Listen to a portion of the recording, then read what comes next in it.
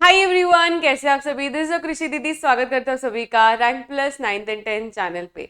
आज हम चैप्टर शुरू करने वाले हैं जो हमने ऑलरेडी वन शॉट कंप्लीट कर लिया है। अगर आप लोगों ने अभी तक वो चैप्टर का वन शॉट नहीं देखा है तो जल्दी से लाइव सेक्शन में जाइए, तो प्लेलिस्ट सेक्शन में जाइए, आपको पूरा ही प्लेलिस्ट मिल जाएगा ऑफ साइंस। ठीक है, तो आज हम जो करने वाले हैं chapter that is chemical reactions and equations, उसका हम प्रैक्टिस मैराथन करने वाले हैं। तो सारे बच्चे नोटबुक के साथ, टेक्स्ट बुक के साथ जरूर से बैठना, बिकॉज बहुत सारे क्वेश्चंस मैं लेकर आई हूँ एंड हर एक क्वेश्चन हर एक कॉन्सेप्ट को टच करेगा, हर एक थ्योरी के पैराग्राफ्स को टच करेगा। ठीक है, तो मैं चाहती हूँ कि सारे बच्चे अपनी टेक्स्ट बुक लेकर बैठे, एनसीईआरटी टेक्स्ट बुक लेकर बैठे, अपनी जो नोटबुक है उसमें सारे ही कॉन्सेप्ट्स एंड जो भी क्वेश्चंस हम लोग कर रहे हैं उसके आंसर्स लिखते जाएंगे in your notebook.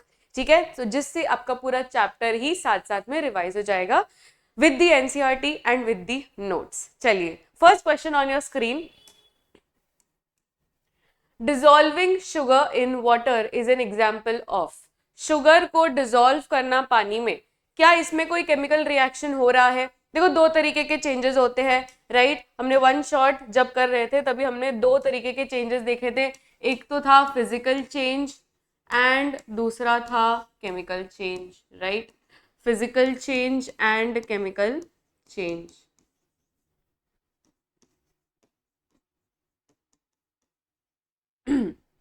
Physical change यानी क्या? फिजिकल चेंज में हमने देखा था कि यहाँ पर कोई न्यू प्रोडक्ट्स नहीं बन रहे हैं, यहाँ पर जो सब्सटेंसेस है, no new products are formed.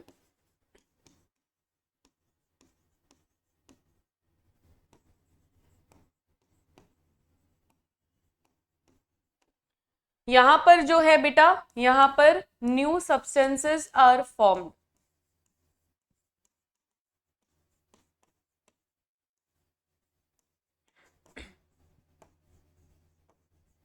ठीक है, बिकॉज यहां पर केमिकल रिएक्शंस हो रहे हैं इसलिए न्यू सब्सटेंसेस आर फॉर्म्ड, वेराज यहां पर कोई केमिकल रिएक्शन नहीं हो रहा। जैसे कि अगर आपने पानी में चीनी डाला तो इसमें कोई केमिकल रिएक्शन थोड़ी हो रहा है, आप सिंपल डिसॉल्व कर रहे हो उसको, राइट? तो डिसॉल्विंग या डिसोल्यूशन, इसको कभी कभी क्वेश्चन में डिसोल्यूशन भी लिखा जाता है, तो तभी कंफ्यूज नहीं होना। डिसोल्यूशन यानी डिसॉल्विंग, तो डिसोल्यूशन ऑफ शुगर या डिसोल्यूशन ऑफ सॉल्ट, तो ये सब रिएक्शन कोई नहीं है, केमिकल रिएक्शन नहीं है, it is just a physical change. इसमें कोई न्यू सब्सटेंस भी फॉर्म्ड नहीं हो रहा। जो चीनी है वो पानी में चला गया और उसका पानी बन गया, चीनी पानी, दैट इज चाशनी बन गया। इसमें कोई नया कोई सब्सटेंस नहीं बना है। ऑल्सो फिजिकल चेंज जो होते हैं these are mostly reversible changes, whereas जो केमिकल चेंजेस होते हैं, बिकॉज यहाँ पे कोई केमिकल रिएक्शन इन्वॉल्व है इसलिए यहाँ पर कोई न्यू सब्सटेंस फॉर्म हो रहा है, वेराज यहाँ पे कोई न्यू सब्सटेंस फॉर्म नहीं हो रहा है। जैसे कि अगर मैं बात करूं बर्निंग ऑफ कैंडल, तो जो बर्निंग रिएक्शन है, burning is a combustion reaction, separate एक केमिकल रिएक्शन है।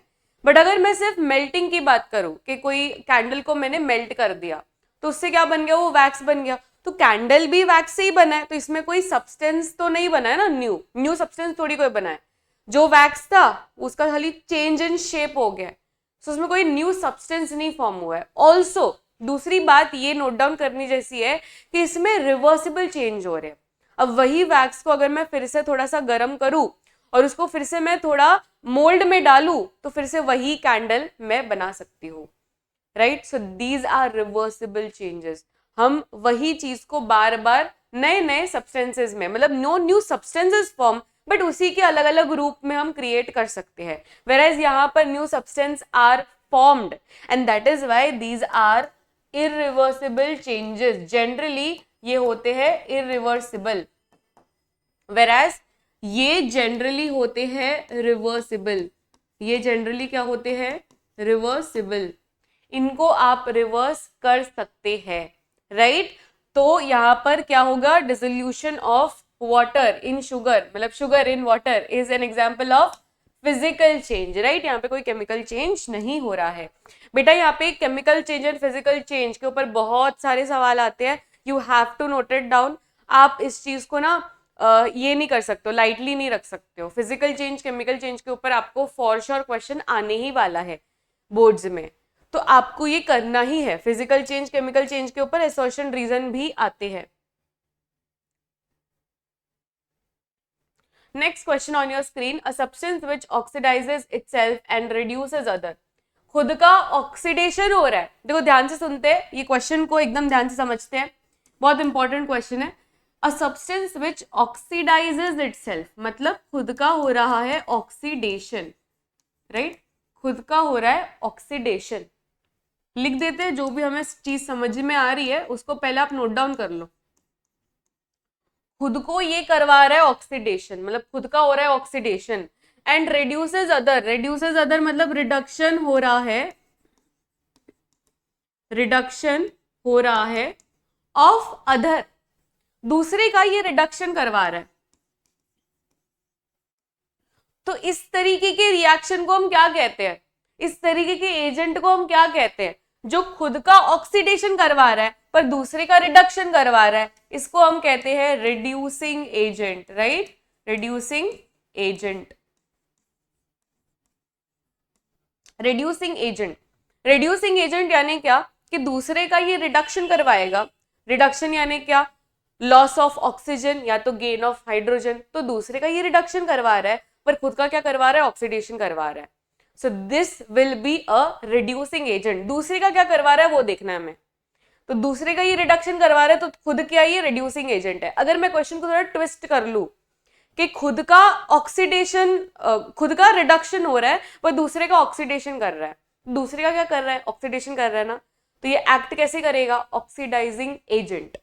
क्योंकि एजेंट क्या करता है, एजेंट खुद का काम थोड़ी करता है, एजेंट दूसरे का काम करता है ना, जैसे कि रेलवे टिकट का एजेंट है या पासपोर्ट का कोई एजेंट है, तो खुद का थोड़ी काम कर रहा है, वो दूसरे का काम कर रहा है।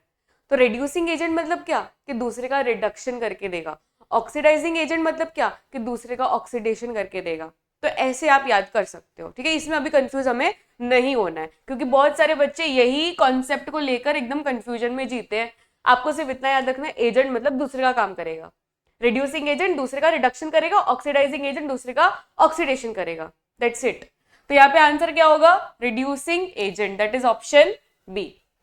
समझ में आ गया सभी को, यस। चलिए दूसरा अभी करेंगे, दूसरा question, the reaction between lead nitrate and potassium iodide present in aqueous solution is an example of. देखो ये पर्टिकुलर हमने रिएक्शन जब वन शॉट कर रहे थे, पूरा रिएक्शन हमने लिखा था, याद है आप सभी को। इसमें मैंने आपको बहुत इंपॉर्टेंट प्रेसिपिटेट का नाम भी लिखवाया था, उसका कलर भी लिखवाया था। चलिए ये पूरा रिएक्शन फिर से लिखते हैं। लेड नाइट्रेट मतलब क्या, PbNO3 taken twice, right, PbNO3 taken twice. Potassium iodide मतलब क्या, Ki, राइट। अब ये दोनों को रिएक्ट करवाएंगे तो it is an example of what, it is an example of double displacement reaction, जहां पे दो बार एक्सचेंज ऑफर चलेगी, राइट। तो ये जो है पोटेशियम, ये पोटेशियम नाइट्रेट को लेके जाएगा, एंड ये जो लेड है ये लेड आयोडीन को लेके जाएगा, राइट। तो यहाँ पे आंसर क्या होगा, यहां पे आंसर मुझे मिलेगा, देखो Pb का बनाइए, PbI2 that is lead iodide, and this is the important substance which is formed, this is the important chemical compound which is formed, जो कि precipitate जैसे act करता है। एंड दूसरा क्या बना रहे हो आप, पोटेशियम और नाइट्रेट का बना रहे हो कंपाउंड, तो KNO3 आएगा, यस और नो, KNO3 हो गया, खत्म रिएक्शन, समझ में आ गया। तो यहाँ पे आपको नोट डाउन करके रखना है, ये जो PbI2 है बच्चा, ये PbI2 बहुत इंपॉर्टेंट है, जो कि येलो कलर का प्रेसिपिटेट बनाता है। क्या करता है ये, येलो कलर का प्रेसिपिटेट बनाता है। इसके ऊपर बहुत सारे PYQs आए हुए हैं, kindly noted down. This is one of the most important reaction in the whole chapter, in the whole chemistry to be in general. पूरे केमिस्ट्री में ये वाला रिएक्शन तो हमें करके ही जाना है, दैट इज लेड आयोडाइड। इसको क्या बोलते हैं, लेड आयोडाइड, और ये होता है येलो कलर का PPT। अगर आपको पूछे कि किस तरीके का रिएक्शन है, तो आप बोलोगे double displacement, right, this is a double displacement reaction. ये तो बात आपकी बराबर है, पर डबल डिस्प्लेसमेंट के साथ साथ में ये प्रेसिपिटेट भी बना रहा है, तो इसे हम प्रेसिपिटेशन रिएक्शन भी कह सकते हैं। तो double displacement reaction as well as precipitation reaction.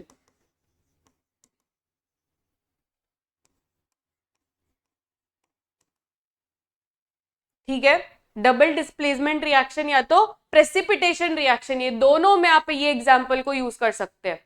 2 in 1 reaction है, दोनों में आप ये एग्जांपल को यूज कर सकते हैं। अगर आपको पूछे प्रेसिपिटेशन रिएक्शन का कोई एग्जांपल बोलो तो ये लिख सकते हो, डबल डिस्प्लेसमेंट में बोलो तो भी आप ये लिख सकते हो।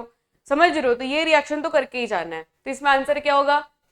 डिस्प्लेसमेंट नहीं, double displacement will be the answer. इसमें ना कंफ्यूज होके डिस्प्लेसमेंट मत लिख के आना।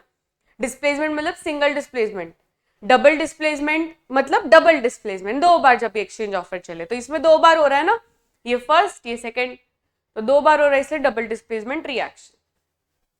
Heat is evolved during, heat किसमें निकलती है? देखो जब भी हीट निकलती है इसे हम कहते हैं एक्सोथर्मिक। जब भी हीट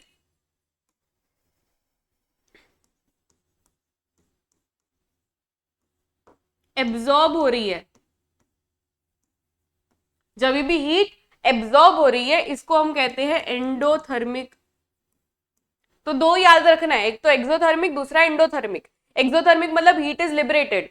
जब कोई रिएक्शन हो रहा है और अचानक से टेस्ट ट्यूब गर्म हो गई या बीकर गर्म हो गया वो रिएक्शन से, तो आप क्या बोलोगे? It is an exothermic reaction. अगर पहले वो गर्म था और बाद में अभी रूम टेम्परेचर जैसे लग रहा है तो तब क्या बोलोगे? It is an endothermic reaction, जहां पे हीट इज एब्जॉर्ब्ड।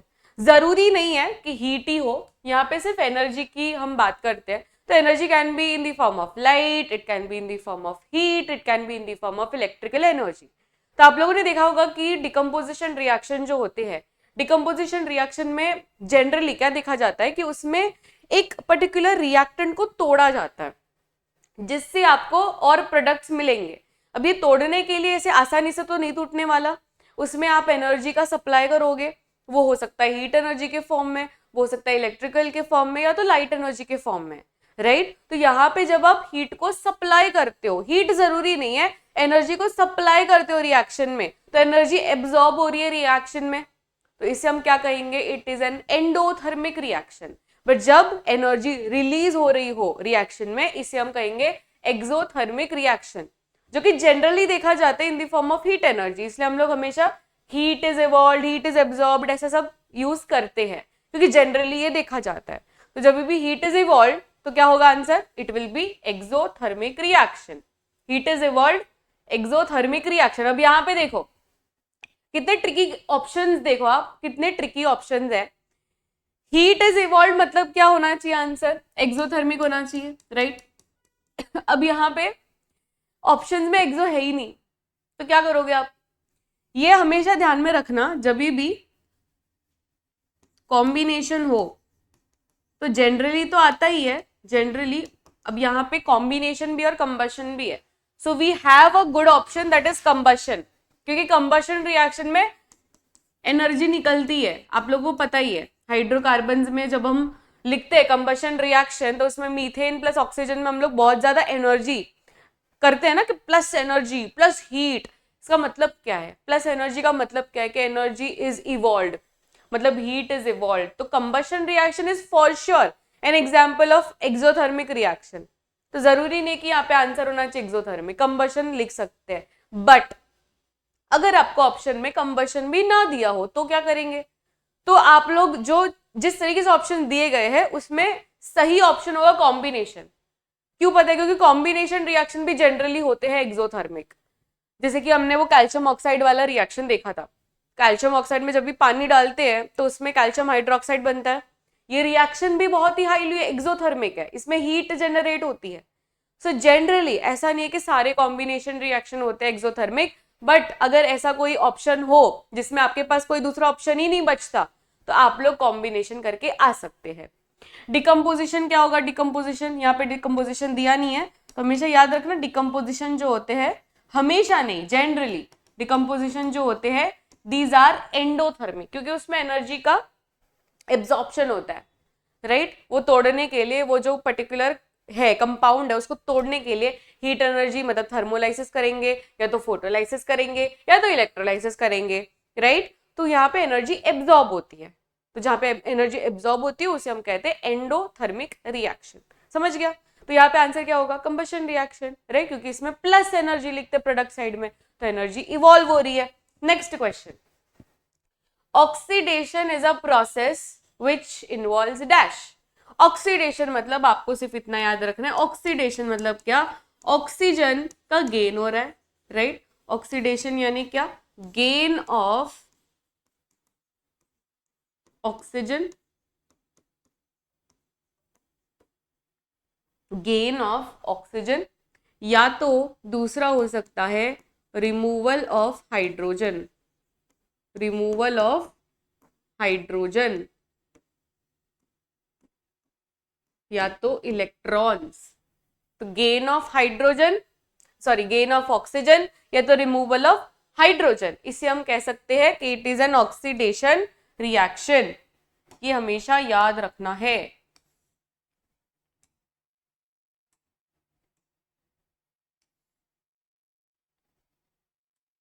तो आंसर क्या होगा? Oxidation is a process in which addition of oxygen, yes addition of oxygen होता है। Addition of hydrogen no, removal of oxygen no, removal of hydrogen yes it can be, removal of hydrogen it can be, but best अगर मैं बोलूं तो एडिशन of ऑक्सीजन सबसे relevant होगा, right. Next, the process of reduction involve. अब फिर से हम लोग रिडक्शन के बारे में लिखते हैं। रिडक्शन मतलब क्या? अब यहाँ पे आप इसका उल्टा करोगे, रिडक्शन में आप ऑक्सीजन को रिमूव कर दोगे, निकाल दोगे।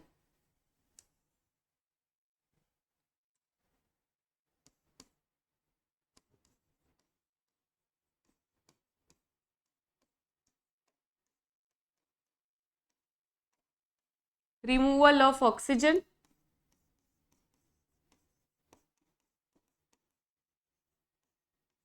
एडिशन ऑफ हाइड्रोजन या तो इलेक्ट्रॉन, राइट। रिडक्शन में क्या होगा? एडिशन ऑफ हाइड्रोजन या तो इलेक्ट्रॉन। तो यहाँ पे क्या होगा? Addition of oxygen no, addition of hydrogen yes, removal of oxygen भी हो सकता है, यस, ठीक है। Next, give the ratio in which hydrogen and oxygen are present in water by volume. देखो ये जो है रेशियो वाले क्वेश्चन आते हैं एग्जाम में, ये one of the most repeated PYQ है, इसको सारे बच्चे नोट डाउन करके रखेंगे। This is an example of electrolysis of water, electrolysis of water. जो डिकम्पोजिशन रिएक्शन है, हमने 3 तरीके के डिकम्पोजिशन रिएक्शन पढ़े थे, अगर आपको याद है तो 3 तरीके के डिकम्पोजिशन रिएक्शन होते हैं। एक तो था फोटोलाइसिस, फिर दूसरा था थर्मोलाइसिस,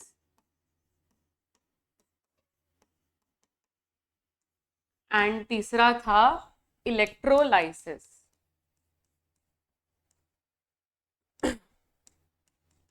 राइट। ये 3 तरीके के हमने डिकम्पोजिशन रिएक्शंस पढ़े थे, जिसमें अगर मैं हीट एनर्जी को यूज करके कोई कंपाउंड को तोड़ रही हूं तो थर्मोलाइसिस, लाइट एनर्जी को यूज करके अगर कोई कंपाउंड को तोड़ रही हूं तो फोटोलाइसिस, एंड अगर इलेक्ट्रिकल एनर्जी को यूज करके कोई पर्टिकुलर कंपाउंड को तोड़ा जा रहा है तो इलेक्ट्रोलाइसिस, राइट। तो ये 3 तरीके के डिकम्पोजिशन रिएक्शन हमने ऑलरेडी पढ़ लिए हैं। उसमें जो इलेक्ट्रोलाइसिस है बेटा, इलेक्ट्रोलाइसिस ऑफ वाटर में हम क्या पढ़ते हैं? इलेक्ट्रोलाइसिस ऑफ वाटर में हम क्या पढ़ते हैं? जो H2O है, दैट इज वाटर जो है, इसको जब हम तोड़ेंगे तो H2 गैस अलग एंड ऑक्सीजन गैस अलग, राइट। H2 गैस अलग एंड ऑक्सीजन गैस अलग। इसमें भी अगर मैं बैलेंस करना चाहूँ तो बैलेंस करने में हम क्या करेंगे? देखो ये हाइड्रोजन तो ऑलरेडी बैलेंस्ड है, व्हाट अबाउट वाटर? वाटर यहाँ पे एक ही है, यहाँ पे 2 है, तो क्या करेंगे हम यहाँ पे क्या कर सकते हैं इज वी कैन डू यहाँ पे 2 और यहाँ पे 2, जिससे क्या होगा ना, ऑक्सीजन को 2 एटम्स मिल गए, यहाँ पे ऑलरेडी ऑक्सीजन 2 है, तो ऑक्सीजन तो बैलेंस हो गया, बट हाइड्रोजन का फिर लोचा हो गया, हाइड्रोजन यहाँ पे फिर 4 हो गए और यहाँ पे 2 ही है, तो ये 2 को और बैलेंस करने के लिए हम एक और 2 लगा देंगे, जिससे ये क्या हो जाएगा, यहाँ पे 4, यहाँ पे भी 4 हाइड्रोजन, यहाँ पे 2 ऑक्सीजन 2 ऑक्सीजन। समझ में आ रहा है? अब ये जो हमने बैलेंसिंग किया, ये कौन से लॉ को लेकर हमने किया? क्योंकि इसके ऊपर क्वेश्चन आता है, तो आपको याद रखना है here law of conservation of mass is followed, law of conservation of mass, LOCM, जो कि बैलेंसिंग में हम यूज कर रहे हैं, balancing of chemical reaction. Okay, and if we see the ratio क्या होगा 2:1, तो यहाँ पे रेशियो क्या होगा 2:1.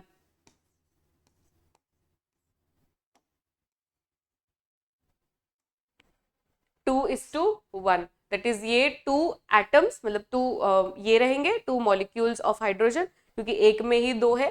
तो यहाँ पे कितना हो गया, ये 2 है, यहाँ पे कुछ नहीं है तो 1 है. तो हमेशा 2:1 की रेशियो में होगा इलेक्ट्रोलाइसिस ऑफ वाटर. ये हमेशा याद रखना है हमें. तो आंसर वो विल बी व्हाट. देखो यहाँ पे ना हमेशा थोड़ा सा पैटर्न भी देखना है, क्योंकि कभी कभी क्या करते हैं क्वेश्चन में आपको पहले ऑक्सीजन का पूछ लेते हैं और फिर हाइड्रोजन का पूछते हैं. तो आप खाली 2:1 करके जाओगे तो फिर आपका आंसर रॉन्ग हो जाएगा, क्योंकि आपको याद रखना है कि किसका 2, हाइड्रोजन का 2, किसका 1, ऑक्सीजन का 1. तो ये याद रखना है हमें. तो क्वेश्चन ध्यान से देखना है कि ऑक्सीजन इज टू हाइड्रोजन पूछा है कि हाइड्रोजन इज टू ऑक्सीजन पूछा है.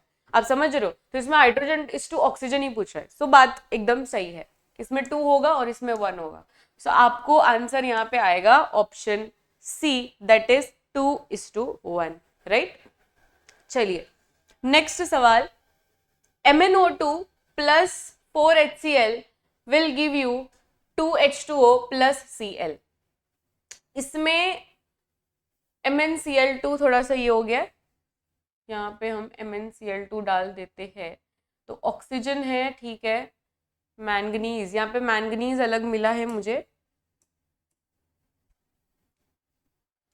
MnCl2 जो है that will be chlorine gas अलग, H2O अलग, और यहाँ पे आएगा Mn. ठीक है, आ जाइए वाले सवाल पे. Identify the substance oxidised in the above equation. यहाँ पे पूछा गया है कि विच सब्सटेंस इज ऑक्सीडाइज्ड, कौन सा सब्सटेंस ऑक्सीडाइज्ड है.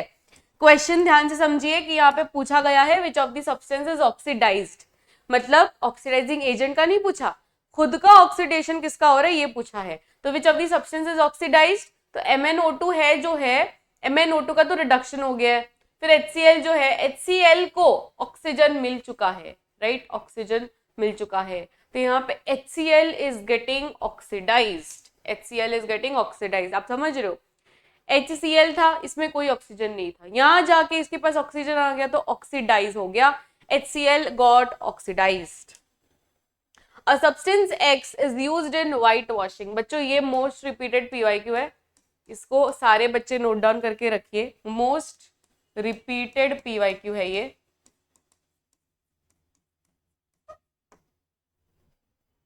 मोस्ट रिपीटेड PYQ है ये, आपको बहुत ज्यादा पूछेंगे सवाल, ठीक है. तो यहाँ पे क्वेश्चन एक बार पढ़ लेते हैं. A substance X is used in white washing and is obtained by heating limestone in the absence of air. Limestone यानी क्या, कैल्शियम कार्बोनेट, राइट. जब भी आप कैल्शियम कार्बोनेट को हवा के बिना, मतलब ऑक्सीजन के बिना तोड़ रहे हो, तो फिर इसका डिकम्पोजिशन कैसे होगा. कैल्शियम कार्बोनेट को डिकम्पोज करोगे तो कैल्शियम ऑक्साइड मिलेगा एंड कार्बन डाइऑक्साइड मिलेगा, right. So what is this called, this is called as quick lime, right, this is called as quick lime.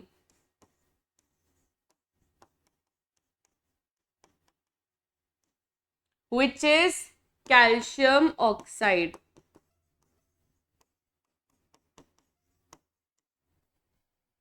Right, this is called as quick lime which is also called as calcium oxide. ठीक है, चलिए. So substance X is used in white washing, ये हो गया. Identify X, यहाँ पे answer हो जाएगा option C, that is calcium oxide. When Ag is exposed to air, it gets a black coating. ये हमने डिस्कस कर लिया था, हमारे लेक्चर में ही ये डिस्कशन हो चुका था कि जब भी Ag मतलब सिल्वर, इसको अगर आपने करोजन में डाला तो इसका Ag2S बन जाता है, that is silver sulphide, right. This is called silver sulphide, जो कि होता है black in colour.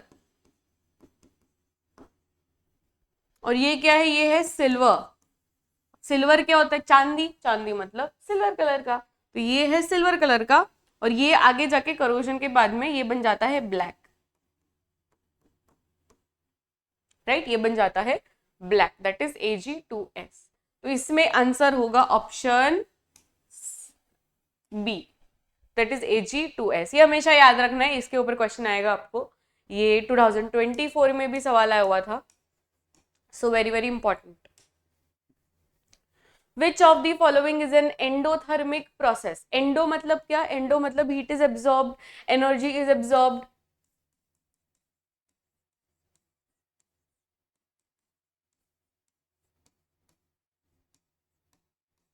Energy is absorbed. Which of the following is an endothermic process? अब endothermic देखना है, ठीक है, चलिए स्टार्ट करते हैं। Dilution of sulphuric acid, no dilution, किसी का भी आप डाइल्यूशन देखोगे ना, dilution is an highly exothermic process, सिर्फ एक्सो भी नहीं, हाईली एक्सोथर्मिक। अब नेक्स्ट चैप्टर जो है एसिड बेस एंड सॉल्ट वाला, ये एसिड बेस एंड सॉल्ट में ही डाइल्यूशन वाला एक टॉपिक है, जिसमें डाइल्यूशन कैसे करते हैं वो एकदम पूरा स्टेप बाय स्टेप पढ़ाया गया है। तो उसमें आप देखोगे तो लास्ट सेंटेंस ही लिखा है कि it is an highly exothermic process, तो ये तो हाईली एक्सोथर्मिक है, हमें पूछा है एंडोथर्मिक, तो ये तो कैंसिल हो गया। Sublimation of dry ice, condensation of water vapour, condensation आएगा, राइट। कंडेंसेशन में हम क्या कर रहे हैं, जो वाटर वेपर्स होते हैं, अब फॉर एग्जाम्पल आपने चाय बनाई या मैगी बनाई, कुछ भी आपने बनाया, अब गरम गरम मैगी है, वो गरम गरम मैगी के ऊपर आपने एक ढक दिया, लिड ढक दिया, वो सारे वाटर वेपर्स निकल रहे हैं, मैगी से वेपर्स निकल रहे, गरम गरम मैगी होती है तो वेपर्स निकलते हैं। अब वो वाटर वेपर्स टकरा रहे हैं टू द लिड, क्योंकि अभी उसके कुछ है ही नहीं, उसको एटमॉस्फेयर नहीं दिया, हमने उसको बंद कर दिया, तो जो भी वाटर वेपर्स निकल रहे हैं वो यहाँ पे टच हो रहे हैं, सारे टच हो रहे हैं। अब ये लिड में जब वाटर वेपर्स इतने भर जाएंगे, क्योंकि लिड क्या है, लिड तो गर्म नहीं है, लिड तो नॉर्मल टेम्परेचर पे है, पर वाटर वेपर्स गर्म है, तो जब उसको ठंडा सरफेस मिलता है तो वाटर वेपर क्या कन्वर्ट हो जाता है, पानी में कन्वर्ट हो जाता है, राइट। तो जब हम मैगी, जब गरम गरम मैगी को 5 मिनट के बाद में ढक के आप ऐसे खोलो, आपको वो लिड के ऊपर वाटर ड्रॉपलेट्स देखने को मिलेंगे। ये कैसे हुआ, वाटर वेपर जो था, ये वाटर वेपर वाटर में कैसे कन्वर्ट हो गया, किसी ने पानी तो स्प्रिंकल नहीं किया, क्योंकि वो तो बंद था, तो अचानक से ये जादू कैसे हुआ, यहाँ पे हुआ है कंडेंसेशन। कंडेंसेशन क्या होता है, कूलिंग डाउन, जब भी आप वाटर वेपर को थोड़ा सा कूल डाउन करोगे, क्योंकि वाटर वेपर बहुत ही गर्म है, जब उसको लिड का टेम्परेचर मिलेगा, दैट इज रूम टेम्परेचर, ये बन जाएगा water, that is water droplets, water droplets. तो यहाँ पे क्या हुआ है, कंडेंसेशन रिएक्शन हुआ है।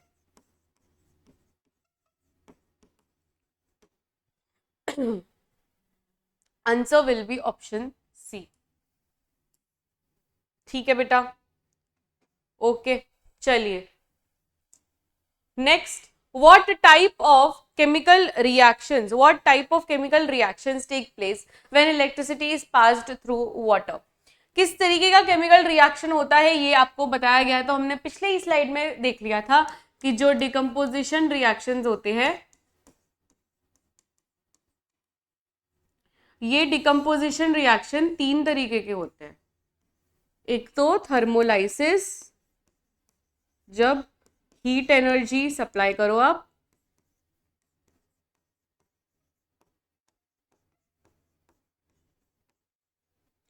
दूसरा फोटोलाइसिस, जब लाइट एनर्जी सप्लाई करो,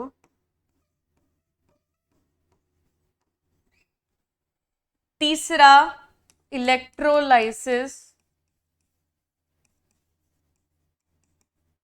जब इलेक्ट्रिक एनर्जी सप्लाई करो।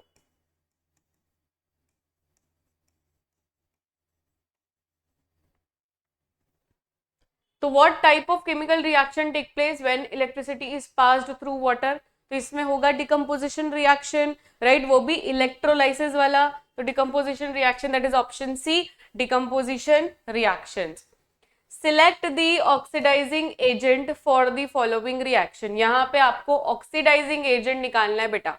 ऑक्सीडाइजिंग एजेंट, पहले तो इसकी डेफिनेशन लिख देते हैं, ऑक्सीडाइजिंग एजेंट क्या होता है, ऑक्सीडाइजिंग एजेंट का खुद का हो रहा होता है रिडक्शन, राइट, खुद का हो रहा होता है रिडक्शन, बट दूसरे का क्या करवा के देगा, ऑक्सीडेशन करवा के देगा, कि नाम है ऑक्सीडाइजिंग एजेंट, तो एजेंट है तो काम तो दूसरे का करना पड़ेगा, तो ऑक्सीडेशन करके देगा, ये खुद का रिडक्शन पर दूसरे का ऑक्सीडेशन।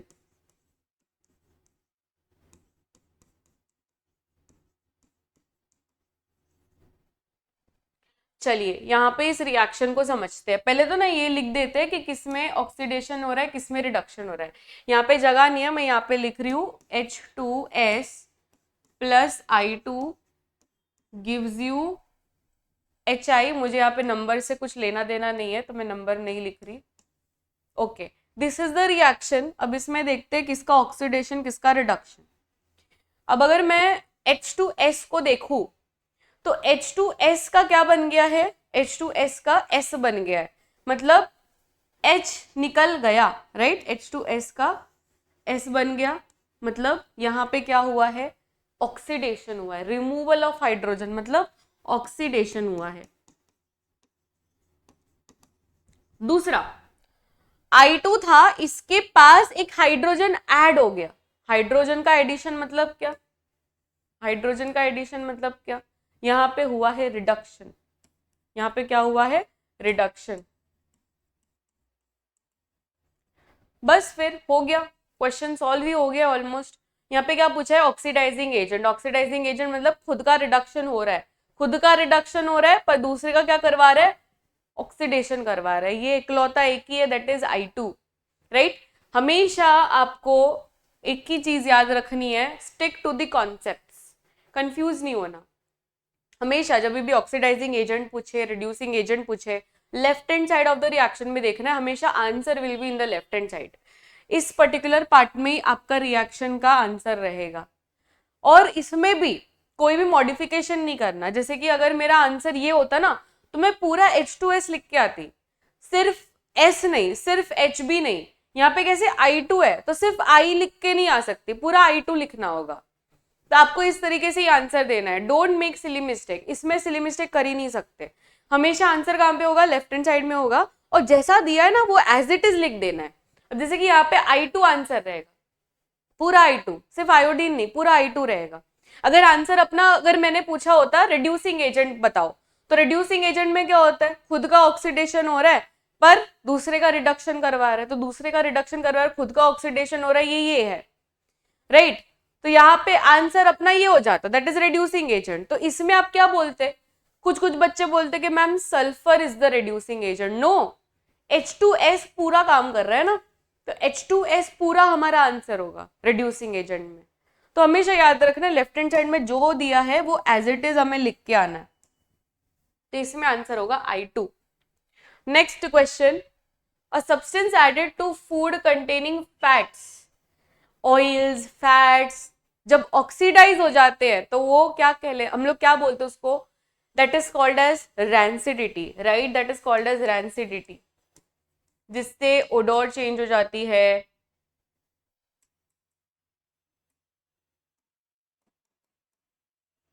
फिर उसका टेस्ट चेंज हो जाता है, तो फिर ऑक्सीडेशन हो रहा है इसलिए ये सब चीज हो रही है। तो क्या कर सकते हैं हम लोग to prevent it, we can add antioxidants. Antioxidants हम लोग डाल देंगे, तो यहाँ पे आंसर क्या होगा, that is option D, that is antioxidant. Pb plus CuCl2, ठीक है, यहाँ पे पूछा गया है किस तरीके का रिएक्शन हो रहा है। ओके, देखो Pb plus CuCl2 will give you PbCl2 plus Cu। अब इसमें अब ध्यान से देखेंगे तो ये डिस्प्लेसमेंट रिएक्शन है। कैसा हुआ है, लेड जो है ये क्लोरीन को लेके गया और PbCl2 बना लिया, बेचारा Cu अकेला रह गया, दैट इज कॉपर अलग अकेला रह गया। इसमें एक ही बार एक्सचेंज ऑफर हुआ है, that is single displacement has took place, single displacement has took place, इसलिए हम इसे कहेंगे डिस्प्लेसमेंट रिएक्शन। डिस्प्लेसमेंट रिएक्शन, ये क्या है बेटा, डिस्प्लेसमेंट रिएक्शन है। तो इसमें आंसर क्या होगा, option D, that is displacement reaction. Assertion reason आ चुके हैं, brown fumes are produced when lead nitrate is heated. Lead nitrate को मैंने हीट किया और उसमें ब्राउन फ्यूम्स निकल के आ रहे हैं। That's true, right, that's true, एकदम सही बात है। इसमें कोई भी गलत बात नहीं लिखी गई है। लेड नाइट्रेट मतलब PbNO3 टेकन ट्वाइस। इसका जब भी डिकम्पोजिशन होगा तो लेड ऑक्साइड बनेगा and brown fumes that is NO2 निकलेगा, right. So brown fumes are produce, तो इसमें NO2 करेक्ट है, ब्राउन फ्यूम्स दे रहा है ये।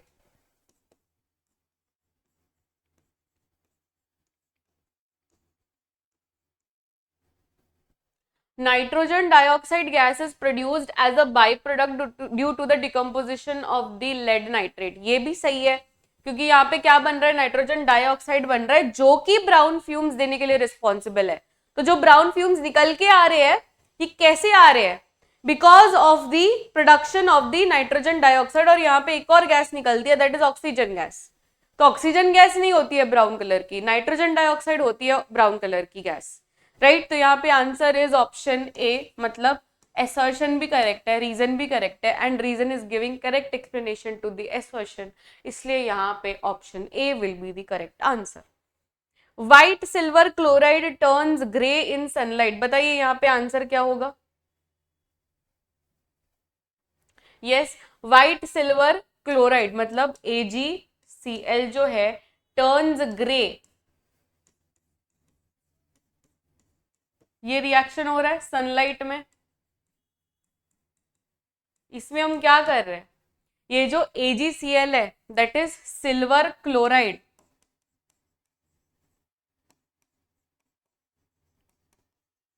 सिल्वर क्लोराइड का डिकम्पोजिशन हो रहा है, और वो भी फोटोलाइटिक डिकम्पोजिशन हो रहा है।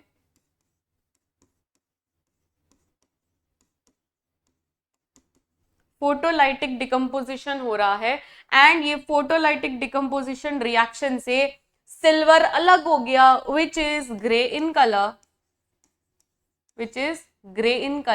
right? The decomposition of silver chloride in presence of sunlight takes place to form silver metal and chlorine gas. तो यहाँ पे क्या होगा, answer is option A, that is दोनों करेक्ट है, एंड इसको ये करेक्ट एक्सप्लेनेशन भी दे पा रहा है।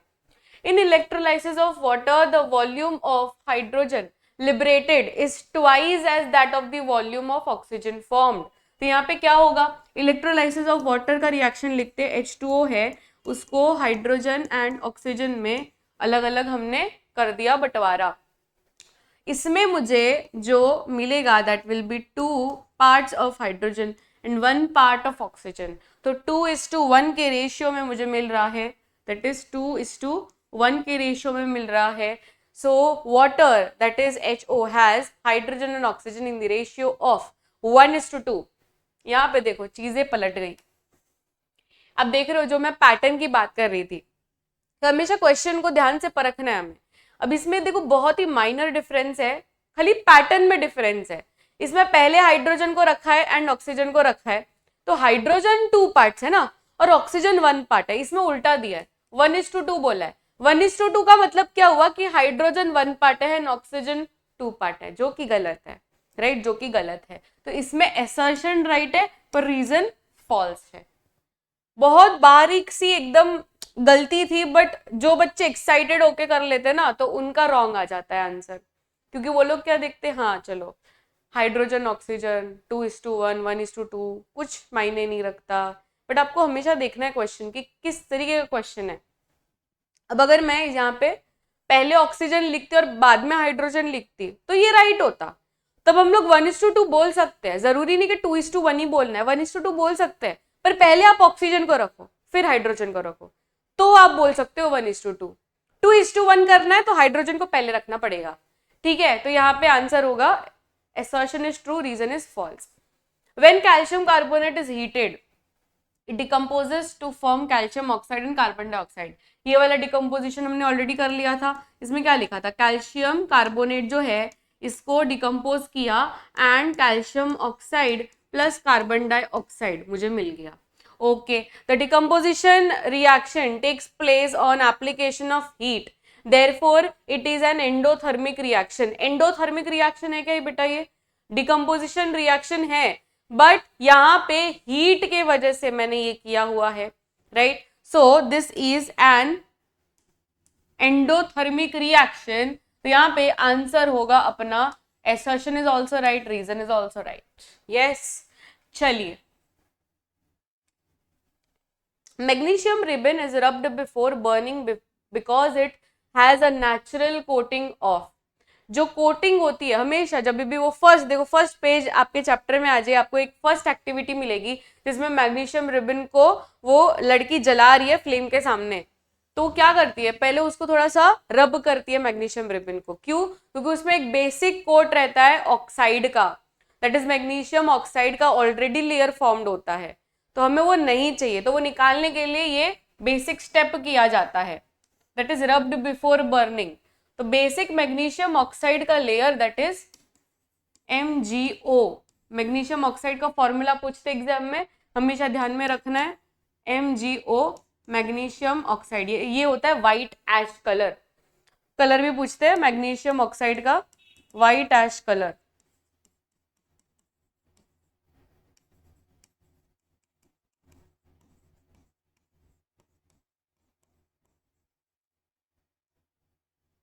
Which among the following changes are exothermic और endothermic in nature? अब 4 रिएक्शन मैंने बताए हैं, ये चारों रिएक्शन के अकॉर्डिंग हमें देखना है कि कौन से एंडोथर्मिक है, कौन से एक्सोथर्मिक है. एंडो मतलब और एक्सो मतलब, ये एंडो है, एंडो मतलब एब्जॉर्ब होगा और एक्सो मतलब रिलीज होगा. ठीक है. डिकम्पोजिशन, अभी डिकम्पोजिशन नाम आए मतलब समझ लेना है, डिकम्पोजिशन जनरली होते हैं एंडो, तो ये होगा एंडो. फिर dilution of sulphuric acid, dilution है बच्चों, डाइल्यूशन मतलब क्या, it is highly exothermic. Dissolution of sodium in water, dissolution of sodium in water. अब हमें पता है कि यार सोडियम इतना खतरनाक होता है, इतना रिएक्टिव होता है कि उसको ऑक्सीजन के साथ, वाटर के साथ पूरा तबाही मचा देता है वो, right. It is highly reactive. तो ये तो पानी के साथ रिएक्ट करवाओगे आप तो ये तो बहुत ज्यादा हीट जनरेट करेगा. इसका मतलब है this is again exothermic. Dissolution of ammonium chloride in water, ammonium chloride जब भी वाटर के साथ डिसोल्यूशन मतलब जब भी इसका रिएक्शन होता है, it is an endothermic reaction. ठीक है, it is an endothermic reaction. तो यहाँ पे जो फर्स्ट और लास्ट रिएक्शन है वो एंडो आया और सेकंड और थर्ड जो है वो एक्सो आया. And that's it for this particular session. ठीक है, सो दिस इज अ कृषि दीदी. आई होप आप सभी को ये पूरा चैप्टर एकदम समझ में आया क्रिस्टल क्लियर वे में. आप सभी ने वन शॉट तो अटेंड कर ही लिया है, तो आज हमारा प्रैक्टिस मैराथन भी खत्म होता है. सो इसी के साथ इस वीडियो को एंड करते हैं. दिस इज अ कृषि दीदी साइनिंग ऑफ. मिलते हैं नेक्स्ट सेशन में. Till then keep smiling, take care, bye everyone.